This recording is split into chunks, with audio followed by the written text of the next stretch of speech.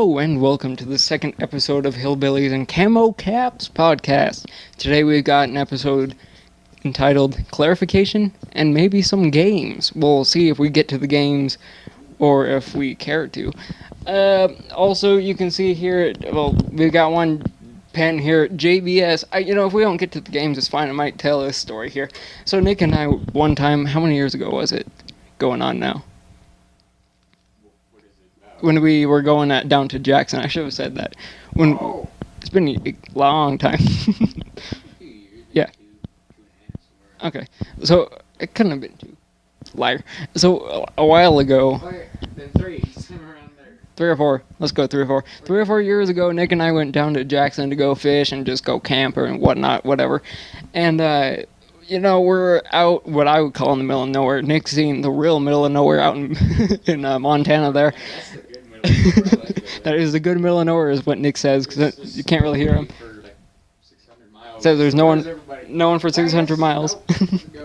Anyway, we're out in what I call the middle of nowhere, which is like not really the middle of nowhere. There are roads. About 10 miles outside of civilization. Sure, 10 miles away from civilization is what Nick's saying. And we're looking for something to eat. And we see this one store called JBS. I like to call it Jibs because when it's, written out, it's like Jibs, and I really like Jibs. They got real good food. Yeah, it was something about you get like a gallon of root beer for whatever. And it's like, I don't remember if I got the root beer. I got some, but Remember they came out in the big old things? They came out in what? In glasses. In bigger tall glasses? Like that tall. I don't really remember, but anyway. And then one time when we were on our way back from Jackson, I wanted to go to the bathroom. So then I just go, and I figured that... Sorry, I just breathed into the mic. I figured that, this is probably one of those, like... let's say, no, I don't know really, but like one of those bathrooms that got a couple man stalls, like 2 or 3. I thought it was a multiple person bathroom, like in Walmart, is what Nick is saying. I just have to repeat everything is gay. But anyway, I opened up the door, like it doesn't have a lock, like most bathrooms do in public places. That's a one man. It didn't have a lock. It didn't? No. Nope, so I just push it open. There was a guy with his pants around his ankles sitting on the can. And I was just like, oh, and then I walk back to the table there, and then the guy comes out of the bathroom, he's like, that's the last time I go to a public restroom. Because this little kid walks in on him. Oh, man, that was just bad. Anyway, they should have a lock on those doors, is what Nick is saying. So before we get too far into the podcast, you can see Nick messing with my little lossy crawler there, Losi, however you pronounce that thing. People call it differently, is what Nick is saying. So again, we're going to start this episode by saying what cars we own. Last time I cut Nick off before he said everything he owned. But I owned this lossy crawler and a CX-10 Honcho by Axial, which is still in the other room because I never brought it over here. And I got them both. My battery is somewhere on the ground over there.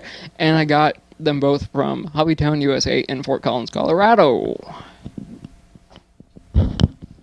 Okay, now kind of adding on to more of what I got going on. I mean, I have pretty much the same thing, just mine don't have a body on it. Mine's got a...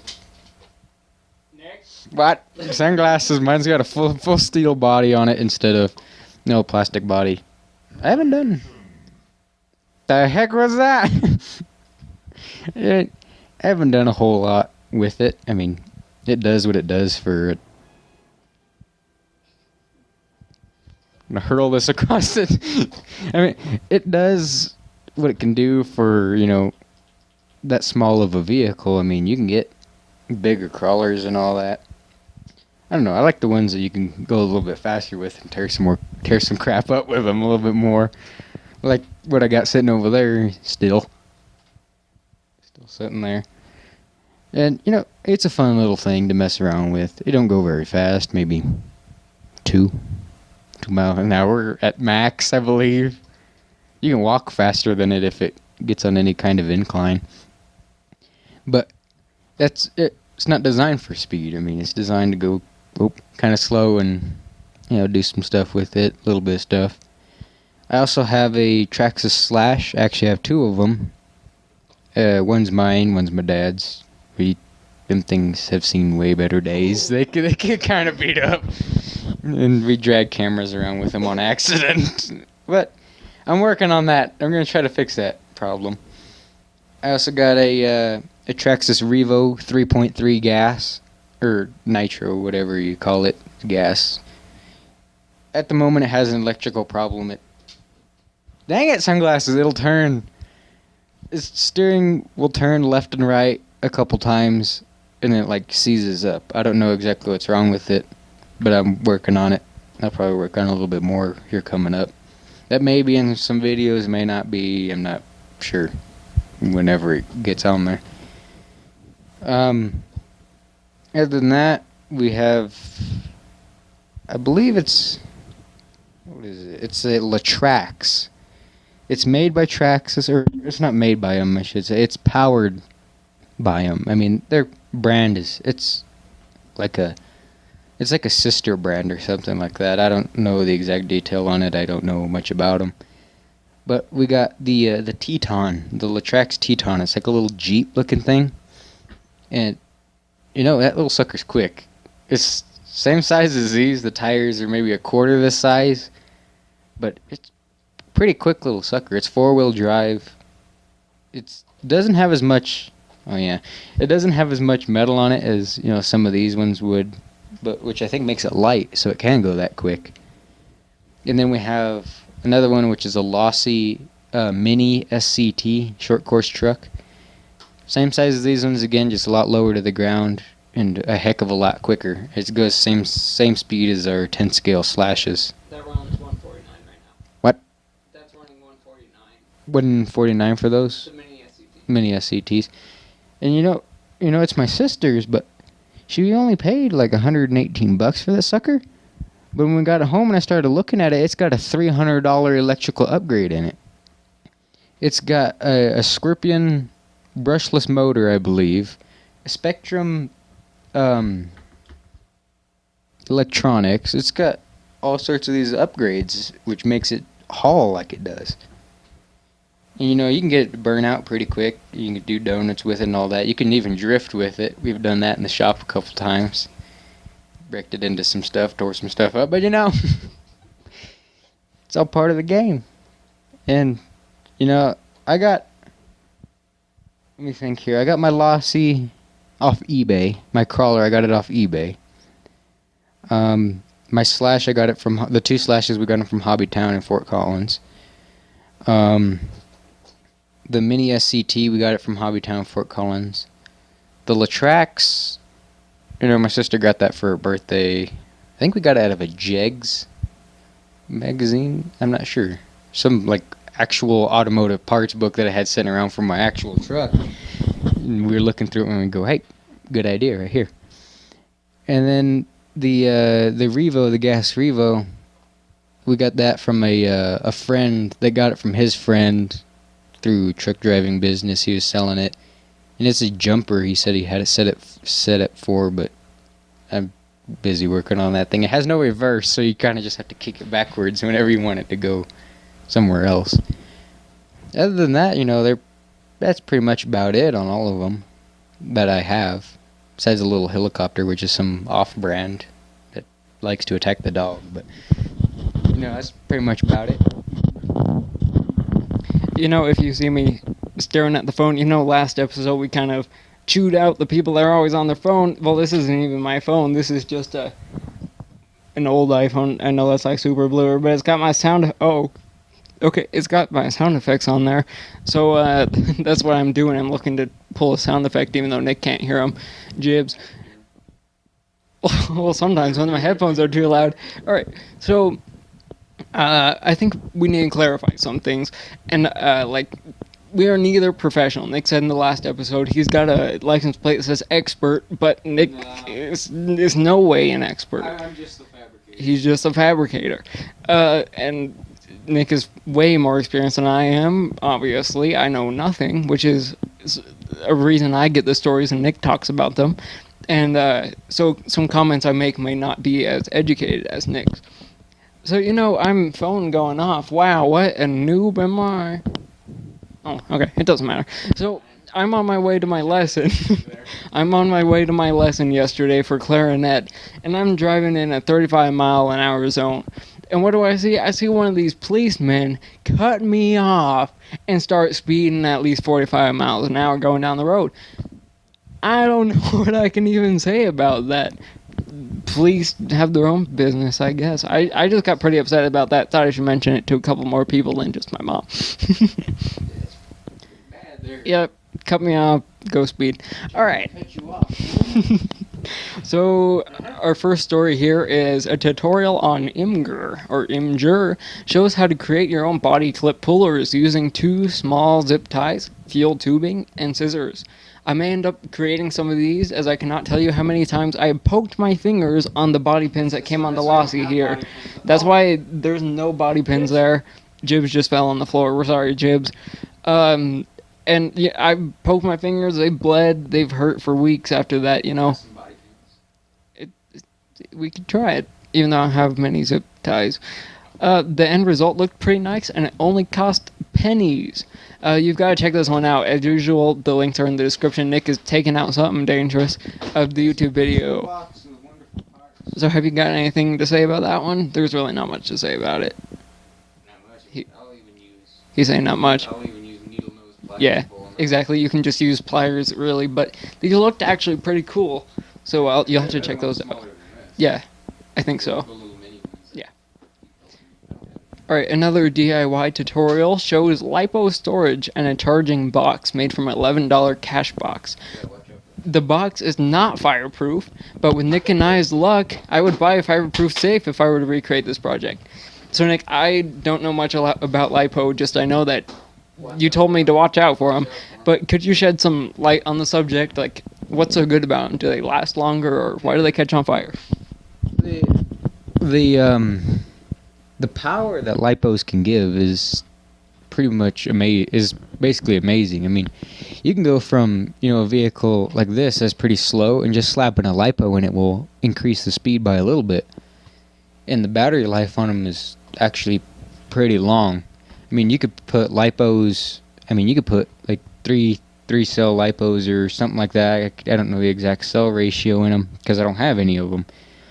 But you put a couple LiPos in like a slash and, it'll double the speed of them because they just have so much power pushing out of them. The one thing you gotta watch out for them is that they do have a tendency to catch on fire. Depending on, what you do with them, they kind of freak out and want to explode half the time. If they do catch on fire in the vehicle, it's pretty much toast unless you can get it out pretty quick and not set yourself on fire while doing it.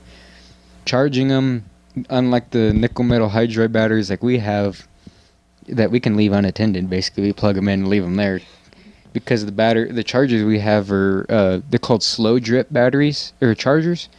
They quick charge them. They charge them in like a quarter of the time, and then they go to a setting which is called like a slow input, which slowly feeds it a little bit of power, as it will lose power from it just sitting there on the charger. Which, we can leave them there. What does it take? Maybe 2 hours charge, something like that? At most. Depending on the size of the battery. I mean, these little ones in here, it takes them maybe 4 seconds to charge them, depending on what setting you have it on. But LiPos, you have to watch them. You can't, leave them unattended, because if you overcharge them, they'll want to explode on you or catch on fire and burn your house down. I mean, you can look up any video online of LiPos and their problems, and you can see them catch on fire in people's cars. Sometimes they'll explode even. I've seen them do that. Of course, nickel metal hydrides will explode too, depending on what you do with them. I mean, you shoot them with a bullet, anything will explode. I mean, you shoot a car battery with a bullet and it'll explode. But LiPos, you get too much charge in them, they overheat, they'll catch on fire. If you start pumping, the phone's going off again. If you start putting too much power into them, they'll freak out. Camera says the card is full. What? Uh-oh. We've got a one-man show now. Yeah. Camera's on me. Alright, so you just have to watch him over there. Or listen to stuff going on with the camera and everything's breaking. How's that one doing? We're at 15:55. It's still You recording. might want to reset that one. I probably should have a long time ago. There we go.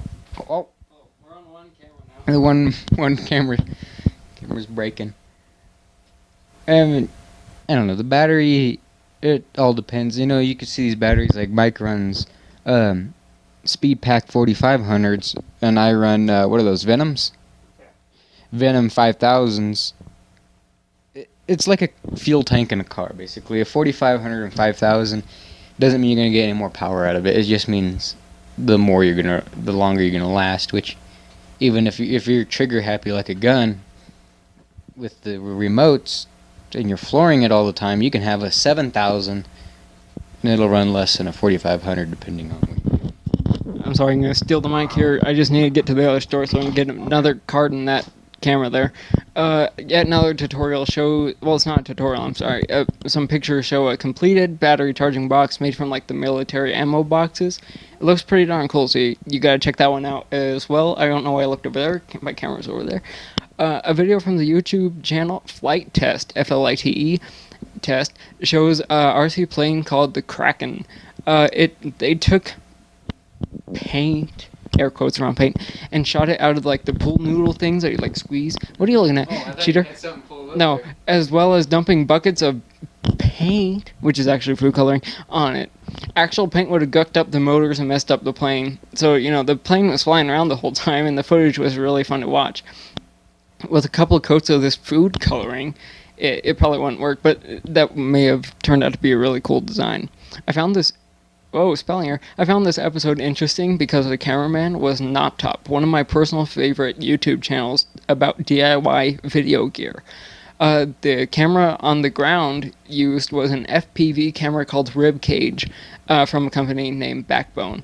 It allowed them to like switch lenses, I don't know what that sound was, but get smooth slow motion with beautiful quality. So Nick, I'm going to let you talk about this, and I'm going to go run out of the room and go grab the thing. Alright, here. This is one of the subjects that I basically know nothing about, with cameras and stuff like that. What are you doing back there? Okay, he's gonna go try to fix the problem.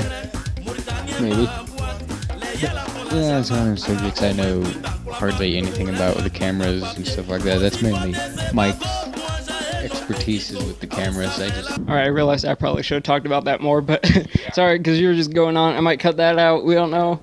Yeah, I'm sorry to put you in that situation there, but we got Nick's camera working again. What I was going to say is these little cameras are beautiful quality. I just want to see where cameras are going to go. Yeah, there we go, product placement in the future. There's a link in the description to the video and the camera on eBay. So I don't have too many more stories here, but the best cars for newbies like me, like in my opinion, I think that you gotta spend some money to get a nice car here. You're gonna be having to spend at least $100 at minimum. Do you want? That's oh god, that's a big problem. Is that like I've seen a lot of people that are they're real big on YouTube and stuff like that with RCing, and they'll talk about how younger viewers and stuff like that will say, well, how do I get an RC car that's cheap, that is good? Well, you kind of can't. I mean, the best one you could get for the cheapest would be one of these little crawlers, which will run you still a few $100. But if you want something better, like a Wraith, they're gonna be pushing it a little bit. You're looking closer to $350, $400 for a Wraith, and then for a Tamiya, which is mainly focused on how scale you can get, you're looking closer into the $700 range. That is not what I paid for mine. I got too much into that. I ain't even going to explain. But it all depends. I mean, if you want something that's good and going to be reliable, that has a big name like Lossy, Axial, Traxxas, there's a few others, but I don't know them all. You got to be willing to spend a little bit of money to get a hold of one of these things. I mean, you can get them off like Craigslist and eBay and stuff like that, but doing that, I've done that with my Tamiya and my Lossies and a couple of those. you don't know what problems they have. I mean, Craigslist, you can go and check them out, but the problem with Craigslist is that people, like my Wraith, you could slap a Bronco body on it instead of the standard Wraith body, and I can turn around and sell it for $700, even though I did nothing else to it but change the body. And that's how people think, like Mike's going on here. You could slap a bumper on it that probably wouldn't work for the life of it, and you can go ahead and sell it for $300 instead of what brand new one would be. I don't know why people think that way. I mean, it's just weird. I mean, I get you could do minor adjustments to it and you could think you get a lot of money out of them, but they're like a normal car.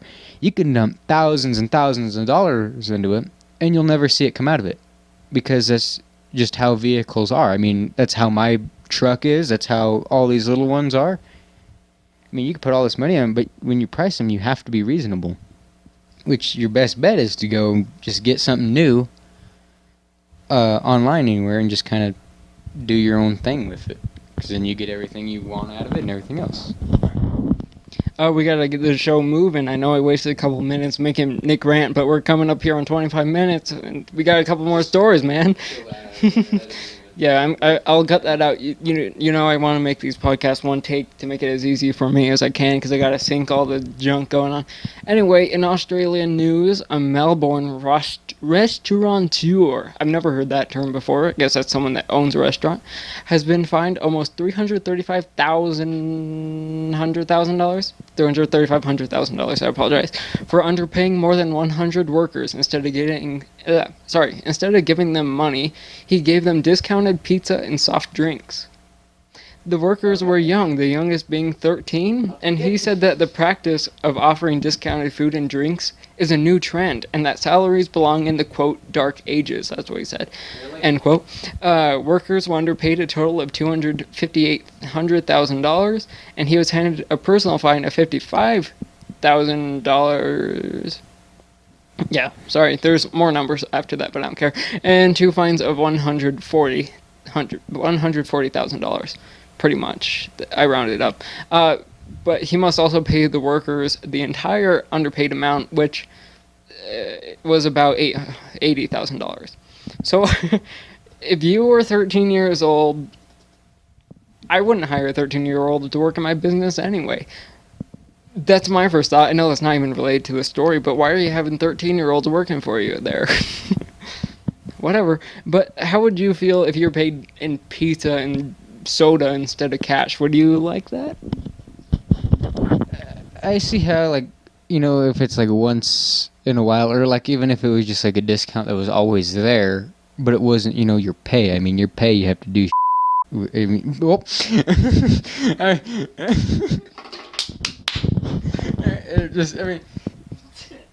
forget all that. I mean, you have to do other stuff. I mean, why is there a different knife on the table now?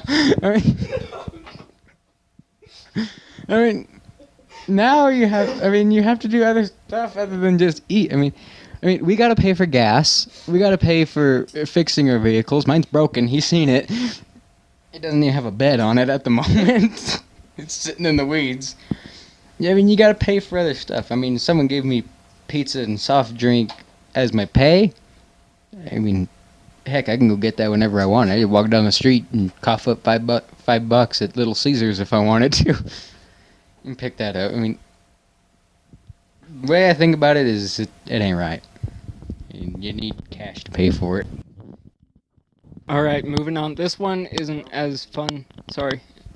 I'm hitting the microphone and I can hear it. Fortune.com created a list of the 10 most corrupt states in the USA. The researchers studied more than 25,000 convictions of public officials for violation of federal laws between 1976 and 2008. Based on this method, the most corrupt states, that's a tongue twister there, I think, are number 1. Do you have a guess? Detroit. Mississippi. What? How about... Okay. You got a shot at. Okay. Number 2, do you have a guess? New York. Louisiana. Number 3? I see how all this could be. I'm gonna have to say Pennsylvania, so stick with the southern. You were really close. Tennessee. Yeah, I can see how all this is. I mean, I'm gonna guess that it's all pretty much that. Dang it. Well, how about number 4? Florida? Illinois. Yeah, that's it. Okay, number 5? I ain't got to guess. I'm gonna be wrong. You already said it. Pennsylvania. Okay. Pennsylvania. All right.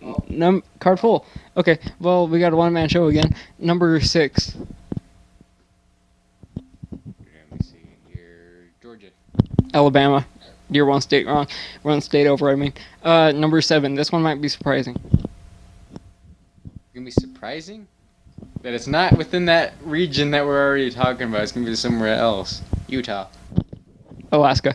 What? Number 8. I'm gonna move on the show here.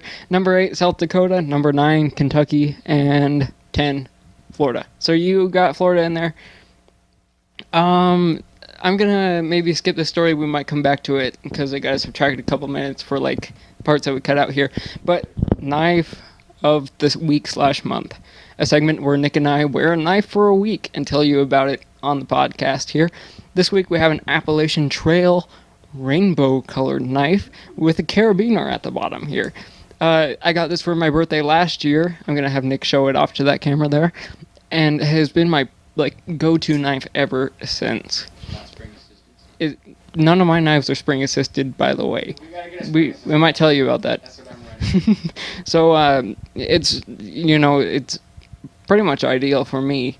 It's kind of bulky, I guess, but it's That's kind of annoying. nice and thin. Yeah, the carabiner does get in the way, but you can stick it on your backpack when you go hiking or do whatever with it. So do you have any plans for the 4th of July this year? I can fix that. So, well, I've got a quick story as Nick tries to figure that out. That might be funny. Yeah. All right.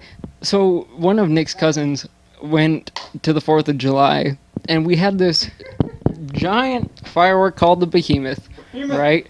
So then we lit this thing, and then it's going, and then whenever I read on the firework that says it reports, I just freak out, and I don't like when stuff reports. I got a good story when you're done with that. Oh, so anyway, this thing, straight up in the air. It was dark out, and it's hard to see. 20 feet more. It at least went higher than your roof of your house. So however tall that is. Yeah, definitely, for sure. So- It wasn't like something in the firework. The whole dang thing. The whole firework went up everything. So it went higher than the house. I don't know height for that. And then this kid runs under it. Hell, holds out his arm and tries to catch the thing that's coming out of the sky here. And I'm just like, Really? whoa, Nick, you got a good family here. Is your story about the Fast and Furious? Because that one's not really a story, but... No. Okay, here we go. Nick's got some here. This is every summer before 4th of July we run up into Wyoming because you're allowed to shoot, the fireworks that actually will take off into the air, the mortars and the bottle rockets and stuff like that. You can't shoot them here. I don't know why. It's kind of annoying. So we go up there to shoot them. So we take one of my buddies up there, because he wasn't doing anything and he wanted to go up there. So we take him up there. And, we get these fireworks. We get these there's things called cakes, which, they have multiple rounds inside of them and all that.